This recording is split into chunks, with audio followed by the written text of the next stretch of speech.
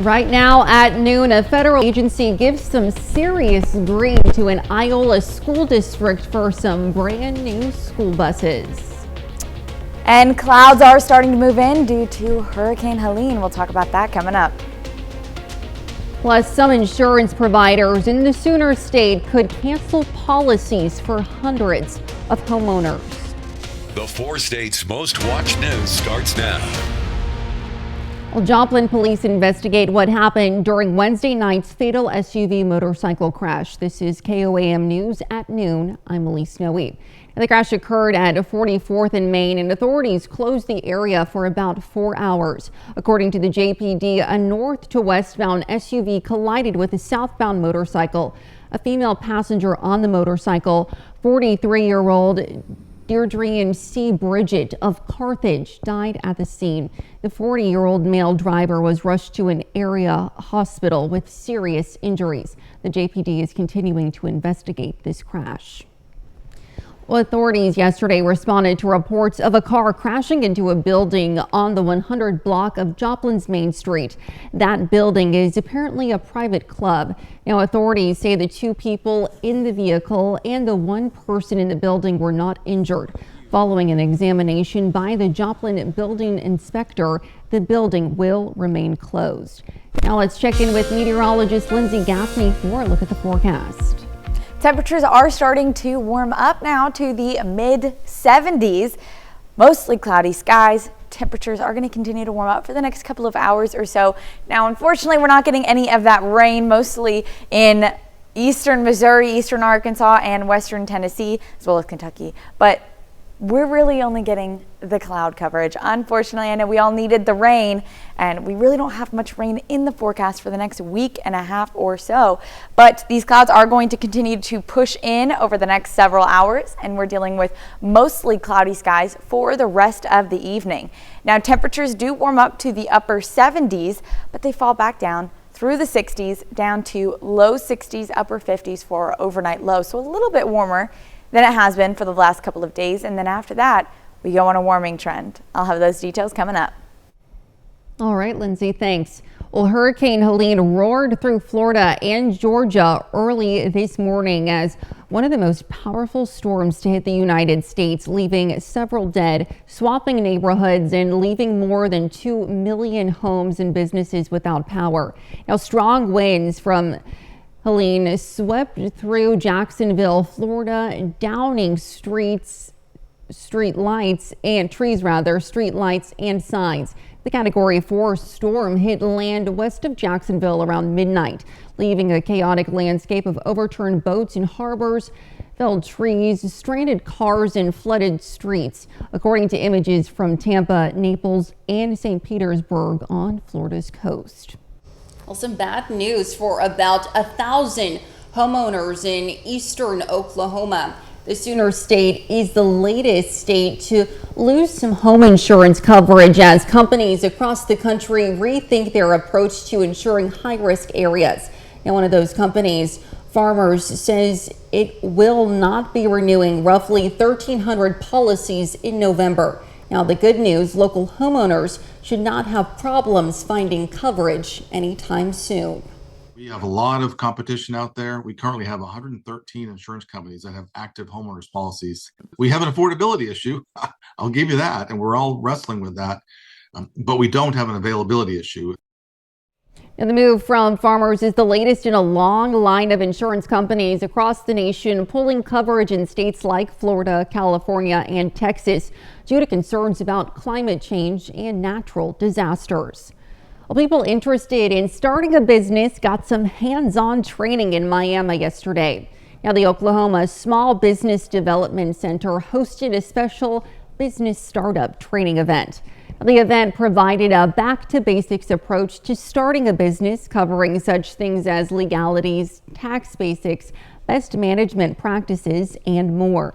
Now, the event also offered encouragement to grow local businesses. So there's a lot of great stuff that my organization, that we see Miami, that right now we're working really closely with NEO, like with President Stafford and stuff. But we look at this town of Miami where there's so many different possibilities for new businesses to come and really grow. Oklahoma Small Business Development Center advisors were on hand to help. The Southeast Kansas School District will get electric school buses due to an EPA grant. The buses for the Iola School District will be funded through a nearly $700,000 grant courtesy of the bipartisan infrastructure bill.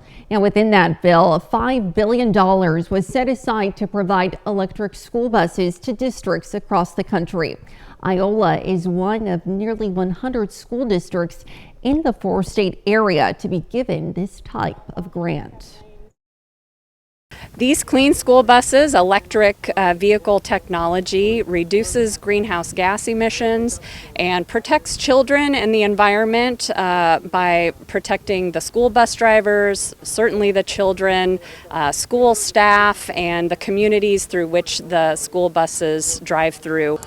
Now, the grant money will also pay for the chargers for the buses. The district hopes the new school buses will be implemented into the bus routes this January. Well, the 26th annual Old Iron Days gave kids a chance to see farm and domestic demonstrations. KOAM's Melissa Alexis takes us to Fredonia for the event.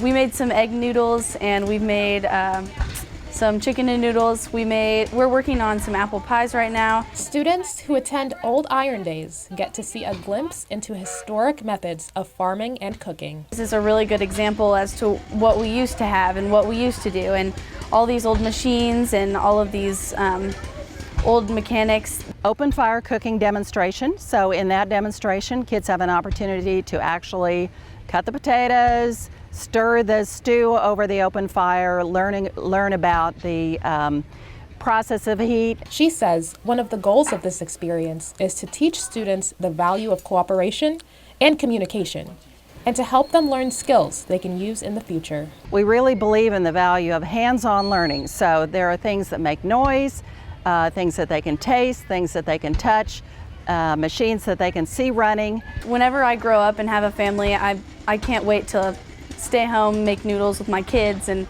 do all these things, and just be a really good mom for maybe a homestead or going to work and coming home and having these quick and easy things to do. Old Iron Days will have demonstrations of candle making, broom making, open fire cooking, and more. Reporting in Fredonia, Melissa Alexis, KOAM News. Old Iron Days will run through this Saturday in Fredonia. Now, coming up, elementary students in McDonald County go from the classroom to the barnyard.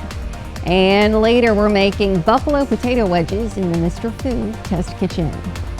Well, it was all about snakes last night in Yates Hall at Pittsburgh State University. Retired law enforcement officer, Wildcat Glades volunteer, and keeper of snakes, Cameron Cruz, led the presentation. Now, he taught attendees about 3 specific types of snakes: bull snakes, pine snakes, and gopher snakes. These animals are part of our environment and our ecology, and we need to take care of that. We lose habitat every year, and that is probably one of the greatest things that we can lose, because it puts us in a situation where a lot of these animals will never be seen outside of a zoo. Now, at the end of the presentation, snake enthusiasts had the chance to touch the fascinating creatures. Well, the seniors from McDonald County High School got busy educating the district's elementary school students about the importance of agriculture yesterday. KOAM's Lonnie Walton takes us from the classroom to the barnyard. I believe having a good, firm, concrete education about it at a young age is a good way to be introduced into it. High school senior Rut Keaton is the student president of McDonald County FFA.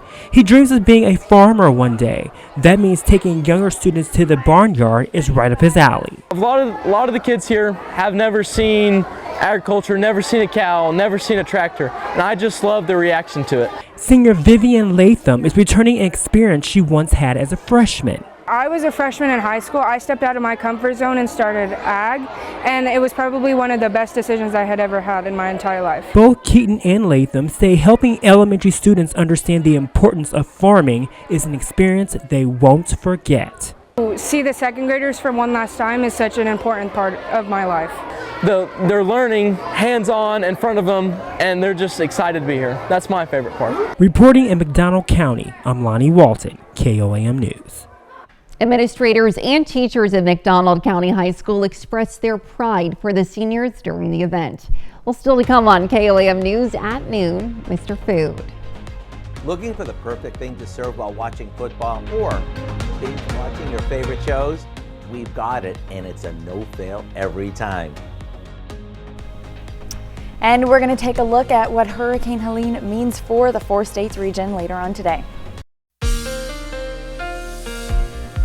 Well, clouds are starting to push in from Hurricane Helene in our area, plus winds are picking up. We'll go ahead and take a look outside downtown Pittsburgh. We can see the cameras blowing in the wind, as well as a bug hanging on for dear life out there because the winds are picking up, gusting up to 25 to 30 miles per hour already. Now, we are tracking Hurricane Helene as the rain pushes over closer to our area, though we're really not going to see any of that rain likely. Most of it's going to stay, you can see, east of Springfield as it rotates around. We are going to get more cloud coverage later in the day. These clouds are going to continue to push further west all the way out to Wichita. So most of us are going to be completely cloudy and overcast through most of the day. Now, unfortunately, we don't see any of that rain and we need it. Drought conditions are the same as they were before we got all the rain this weekend. Still a severe drought for our central and southern counties. But even though the rest of us are in a severe drought, you can see in our northern counties in Kansas, northwestern counties, just dry, not quite a drought. Although with the lack of rainfall that we're getting over the next couple of weeks, we might see that change. Now, taking a look at our future track, temperatures are going to continue to warm up to the mid to upper 70s. But you can see most of the rain just stays east of our area, east of Springfield. Maybe our far eastern counties get a little bit of a drizzle, but for the most part, we are going to remain dry. Now, the clouds stick around through most of the day on Saturday as well, starting to clear out by about 11 p.m. We're going to see the breaks in the clouds, but until then, it's going to be pretty cloudy. Now, as we get into the morning hours on Sunday, that's when we're going to start to see actual sun again, finally. Now, winds are going to continue to pick up through the evening hours. This is 8:30 p.m. tonight in our eastern counties. You can see 32, 36 miles per hour, 29 miles per hour. So winds gusting up to 30, 35 miles per hour, even pushing 40 miles per hour. Then we get into the overnight hours and it expands all the way over to our western counties as well. Winds gusting 25 to 30 miles per hour through most of the overnight hours and even into tomorrow. By 1 p.m., winds are starting to lighten up, getting down to about 20 to 25 miles per hour. Now tomorrow, temperatures are warming up slightly. Today we're only in the mid to upper 70s. Tomorrow will be in the low 80s. So still cooler than the next couple of days because of those overcast conditions, but warming up because we do go on that warming trend through Monday. Still pretty cloudy and still pretty windy as well. We saw those gusts, still winds gusting up to 20 to 25 miles per hour. Now, we talked about that warm up. It's continuing through Monday. You can see temperatures getting up to 85 and our overnight lows in the mid to upper 50s. Tuesday, we cool down because we've got a wind shift line, so winds shift back out of the north on Tuesday. Unfortunately, not long lived. We warm right back up Wednesday and Thursday. Thursday getting up to 92 degrees, so low 90s across the region. That is going to be our hottest day on the forecast, and we might break some records because on Thursday, temperatures in this time of year are typically in the upper 70s, but Thursday, 15 to even 20 degrees warmer than average. We're going to take a look and see if we'll break some records then. But after that, temperatures drop back down on Friday, but as you can see, not any rain chances. It's going to be mostly sunny out there all week long and even well above average for this time of year. We don't have a cool down, at least not for the next week and a half. Alrighty, man, that 92 is unbelievable. I don't want any part of it. I don't want any part of it. I want it to stay in the 70s. Absolutely. All right. Thanks, Lindsay. Well, some sad news out of the UK today. Dame Maggie Smith, one of Britain's best known actresses, has died. Now, her sons released a statement saying their mother died peacefully in a hospital early Friday with family and her friends by her side. Now, Smith's long career ranged from starring opposite of Laurence Olivier in Othello on stage and screen to roles in Harry Potter and Downton Abbey. Smith was 89 years old. Well, stick around. We're making buffalo potato wedges in the Mr. Food Test Kitchen. We'll be right back. Howard's making buffalo potato wedges in the Mr. Food Test Kitchen. This is the time of year when we look for new things to serve when we have friends over to watch football or when we're curled up on the couch binge watching our favorite show. It's easy, budget friendly, and it goes together like this. We start by cutting half a dozen baking potatoes into wedges and seasoning them with some olive oil and a bit of salt.